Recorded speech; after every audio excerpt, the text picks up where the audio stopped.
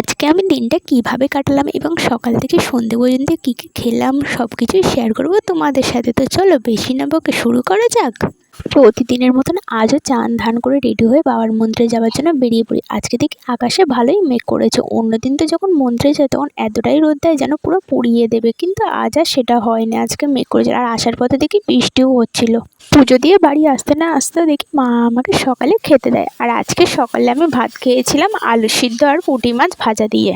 বেশ কয়েকদিন ধরে হয়েছে মেজদি এখন সকালবেলা করে আমার পাত থেকে আর ভাত খায় না, ও আলাদা থালাতেই ভাত খায়। হয়তো আমি বলি বলে ওর লজ্জা লেগে গেছে। যাই হোক, সকালের খাবার শেষ করে তারপরে বিগ বস দেখতে বসে পড়ি। তারপরে ভাবছিলাম কিছু একটা খেলে ভালো হয়, তখন আমার মনে পড়লো আজ সকালে তো মেজদি পাঁপড় ভেজেছিল। মেজদি আর মা পাঁপড় ভাজা দিয়ে সকালে চা খেয়েছিল, আর আমি চা খাইনি তাই আমার জন্য পাঁপড় ভাজা রেখে দিয়েছিল।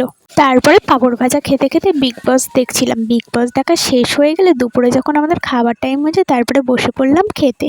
আর আজকে দুপুরে মা রান্না করেছিল পুঁটি মাছের ঝাল, বাটা মাছ দিয়ে, কাঁচকলা দিয়ে, আলু দিয়ে ঝোল। এমনি সময় যখন মা মাছ কিনবে বলে আশা করে থাকে তখন আমার মা মাছ পায় না, কেন কোনো না কোনো কারণে হয় মাছালা আসে না, নাই কোনো না কোনো অসুবিধা হয়ে যায়। আমাদের বাড়িটা যেহেতু একটু ভিতরে, তো দিদার বাড়ির রাস্তা ধারে, সেজন্য দিদাও আজকে পুঁটি মাছ পেয়েছিল বলে আমাদের জন্য কিনে পাঠিয়েছিল, আর মাও ওই দিক থেকে আজকে বাটা মাছ কিনেছিল। তো পুঁটি মাছের ঝাল দিয়ে খাওয়া শেষ করে তারপরে আমি কাঁচকলার তরকারি দিয়ে খেতে আরম্ভ করলাম।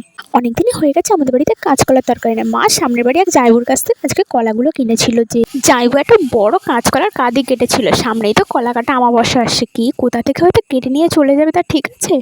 যাই হোক, তারপরে দুপুরে খাওয়া দাওয়া শেষ করে কিছুক্ষণ টিভি দেখে বিকালে পড়াতে যাবার টাইম হয়ে গেলে বেরিয়ে পড়লাম পড়াতে যাবার জন্য। তারপরে পড়িয়ে চলে আসি বাড়িতে এসে তারপরে সন্ধ্যাবেলা দেখি মেজদি আমার জন্য দুধ গরম করে দেয়, আর মেজদি নিজে কফি বানিয়ে খায়। আমাকে বলছিল কফি খাওয়ার কথা, কিন্তু আমি বললাম যে থাক আজকে আর খাবো না, ভালো লাগছে না, সেই জন্য আর খাইনি। নয়তো আমি আবার কফি খাবো না। তো যাই হোক, আজকের জন্য এতটুকু। দেখা হচ্ছে নেক্সট ব্লগে।